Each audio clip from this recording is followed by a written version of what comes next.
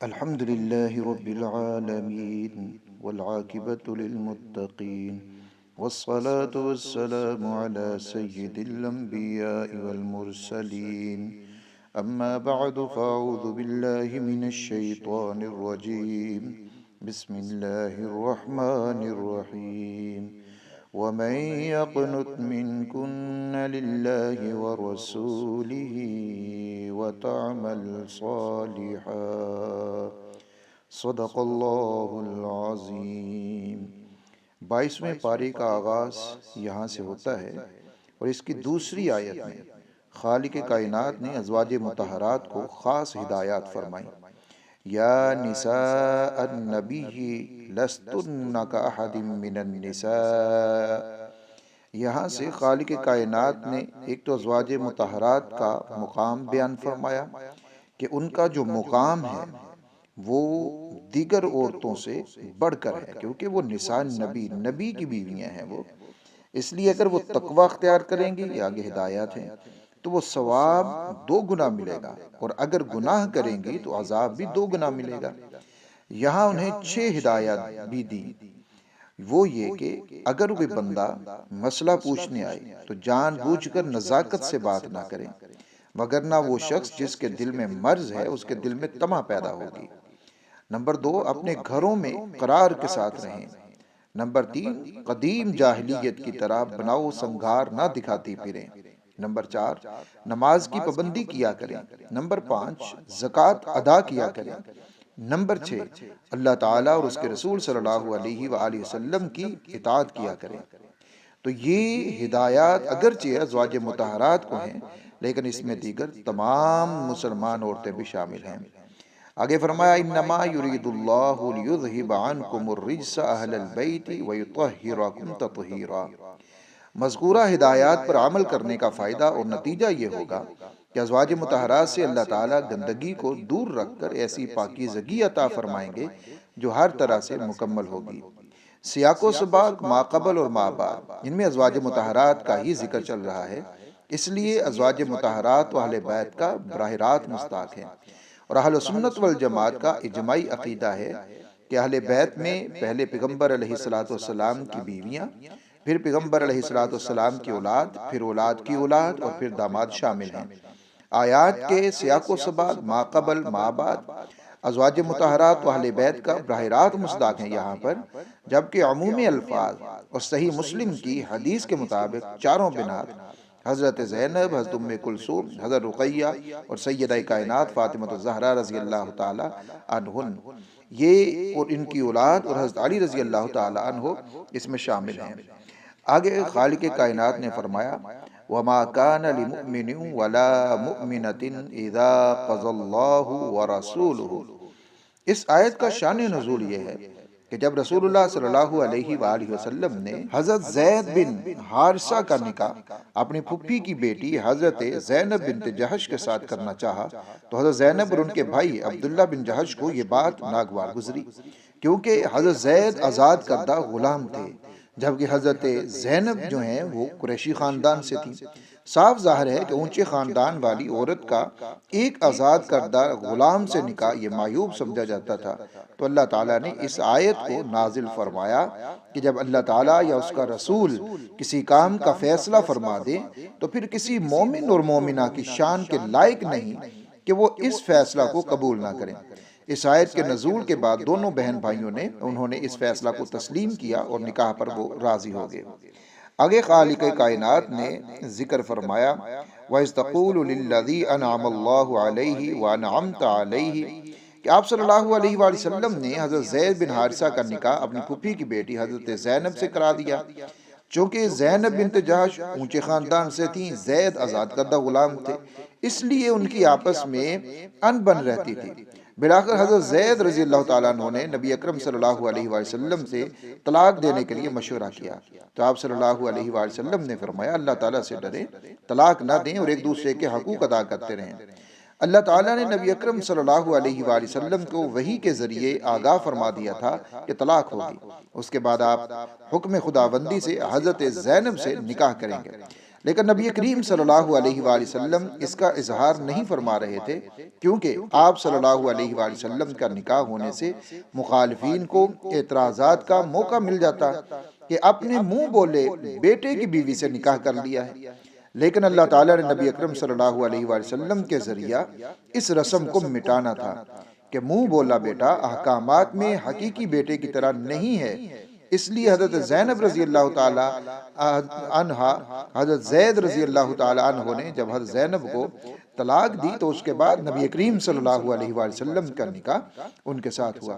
اگلی آیت میں اللہ رب العزت نے فرمایا کہ آپ صلی اللہ علیہ وسلم کسی مرد کے نسبی باپ نہیں ہیں، لیکن آپ اللہ تعالیٰ کے رسول اور خاتم النبیین ہیں صلی اللہ علیہ وآلہ وسلم۔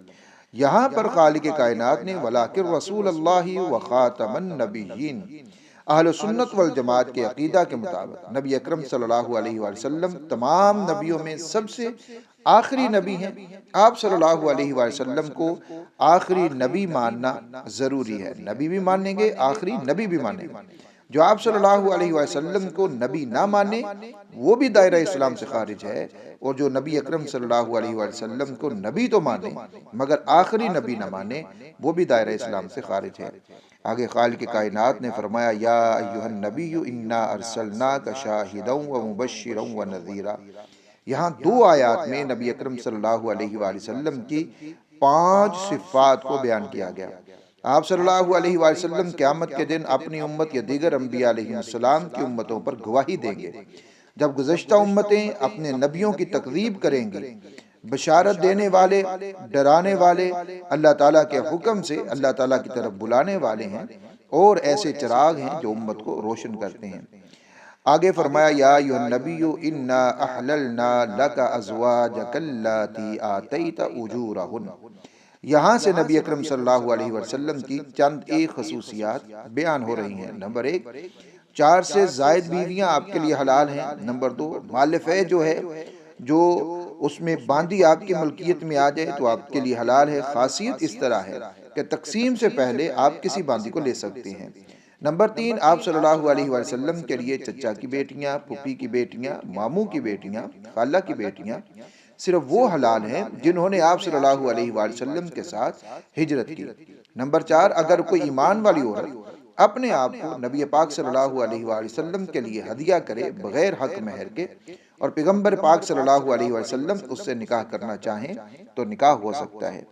آگے خالق کائنات نے ارشاد فرمایا یا ایھا الذین آمنوا لا تدخلوا بیوت النبی الا ان یؤذن لکم۔ اس آیت کا شان نزول یہ ہے کہ حضرت زینب بنت جحش رضی اللہ تعالی عنہا، ان سے نکاح کے بعد آپ صلی اللہ علیہ وآلہ وسلم نے ولیمہ کیا، لوگوں کو بلایا، تو بعض احباب کھانا تیار ہونے سے پہلے آ گئے۔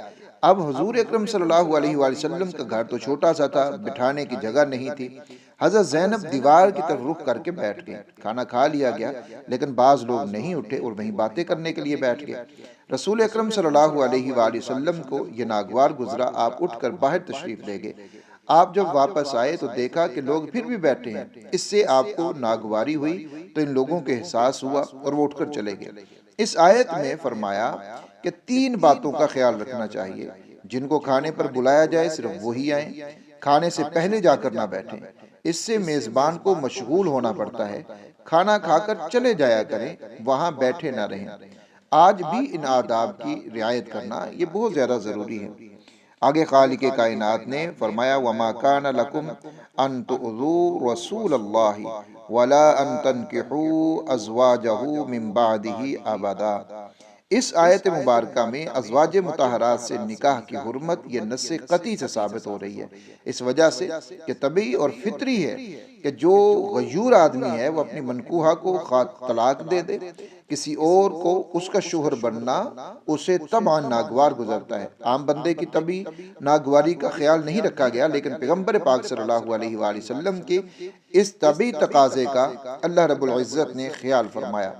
آپ صلی اللہ علیہ وآلہ وسلم کو یہ اعزاز دیا ہے کہ پیغمبر صلی اللہ علیہ وآلہ وسلم کی بیوی سے کبھی نکاح نہ کرنا، کہ اس سے نبی اکرم صلی اللہ علیہ وسلم کو طبعاً ناگواری محسوس ہوگی۔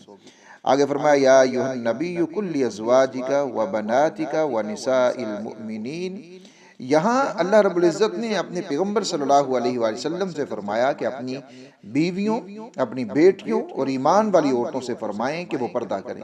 اس آیت سے پردہ کا حکم ثابت ہو رہا ہے، اور یہ حکم صرف ازواج مطہرات کے ساتھ خاص نہیں بلکہ تمام ایمان والی عورتوں کو حکم ہے کہ جب وہ اپنے گھر سے باہر نکلیں تو بڑی چادر اوڑھ لیا کریں۔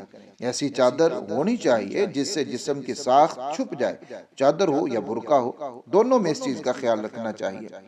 آگے خالق کائنات نے فرمایا اِنَّا عَرَضْنَا الْأَمَانَةَ عَلَى السَّمَاوَاتِ وَالْأَرْضِ وَالْجِبَالِ۔ امانت سے مراد یہاں پر شریعت ہے۔ اللہ رب العزت نے امانت یعنی عقائد اور اعمال دونوں پیش فرمایا، آسمانوں پر، زمین پر، پہاڑوں پر، اور ساتھ اختیار دیا کہ تم چاہو تو لے لو اور تم چاہو تو نہ لو۔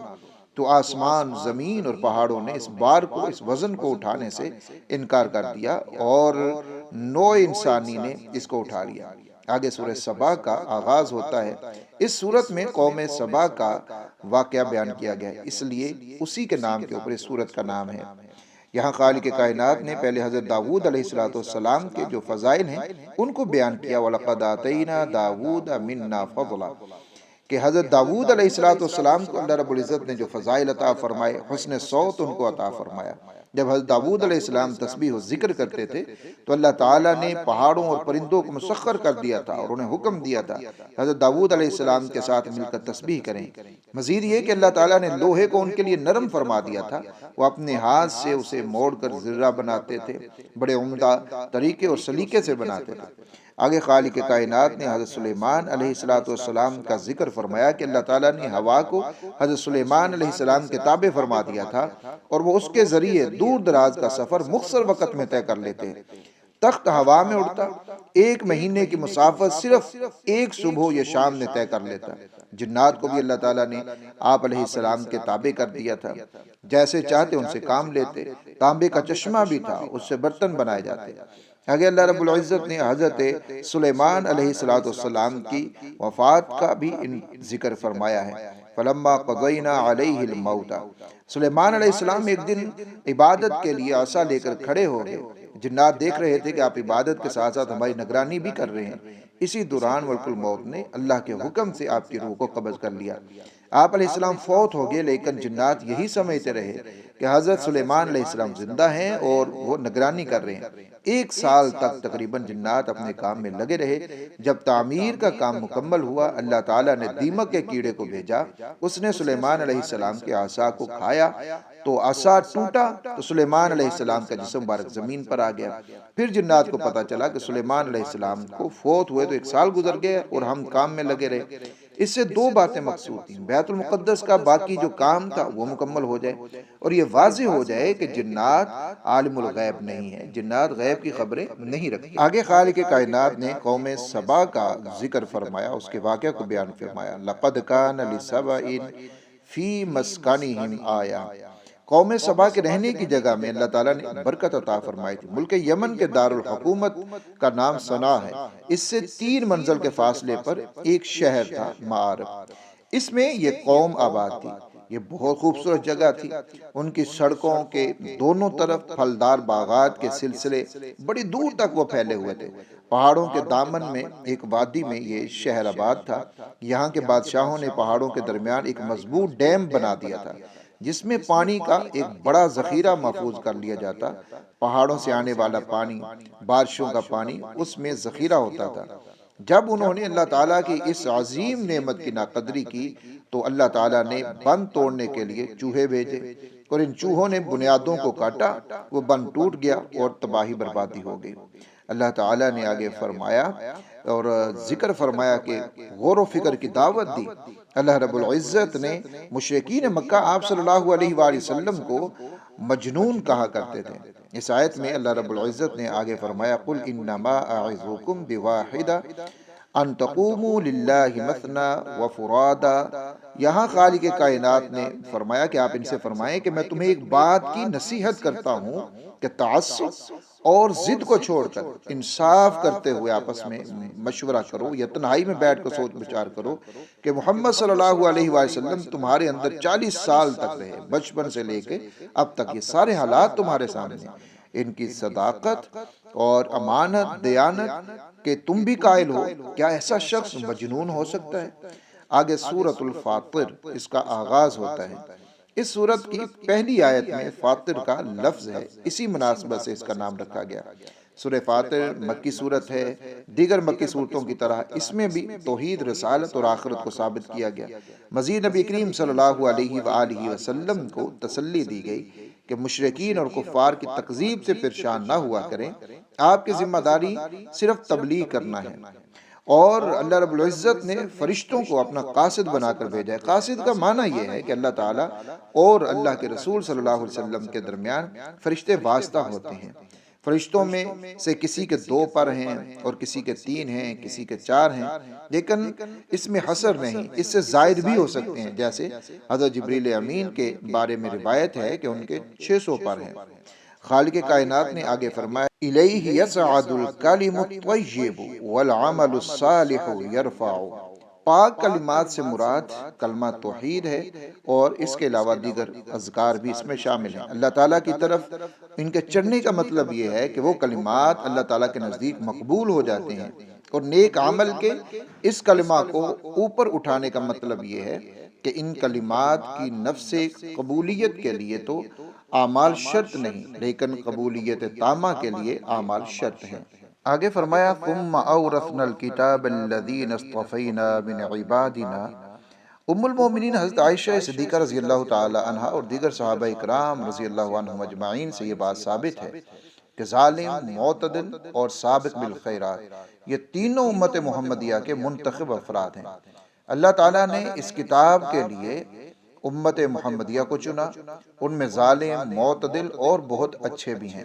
ظالم وہ ہیں جو نیکیاں کریں اور گناہوں سے نہ بچیں۔ معتدل وہ ہیں جو حلال کام کرتے ہیں، حرام سے بچتے ہیں لیکن مکروہات سے نہیں بچتے، مستحبات کو نہیں کرتے۔ سابق بالخیرات وہ ہیں جو حلال کام کرتے ہیں، حرام سے بچتے ہیں، مستحبات اپناتے ہیں، مکروہات سے بچتے ہیں، لیکن اس کے باوجود بعض مباح چیزیں جن کے کرنے کی اجازت ہے وہ انہیں عبادت میں حد درجہ انہماک یا شبہات کی وجہ سے چھوڑ دیتے ہیں۔ جو سابق بالخیرات ہیں وہ بغیر حساب کے جنت میں داخل ہوں گے، اور جو معتدل ہیں وہ اللہ تعالیٰ کی رحمت سے جنت میں داخل ہوں گے۔ جو ظالم اور اصحاب اعراف ہیں وہ رسول اللہ صلی اللہ علیہ وآلہ وسلم کی شفاعت کی وجہ سے جنت میں داخل ہوں گے۔ آگے اللہ رب العزت نے یہ بھی ذکر فرمایا کہ اگر اللہ تعالیٰ اعمال کفریہ کی وجہ سے سزا دیں تو اس زمین پر کسی ذی روح کو نہ چھوڑیں، خواہ وہ جانور ہو یا انسان ہو۔ اس کا ایک مطلب یہ ہے کہ جانور انسانوں کے فائدے کے لیے بنائے گئے ہیں، جب انسانوں کو نہیں رکھنا تو پھر جانوروں کو رکھنے کا بھی کوئی فائدہ نہیں ہے۔ اللہ رب العزت ہم سب کو عمل کی توفیق عطا فرمائے۔ وآخر دعوانا الحمد للہ رب العالمین۔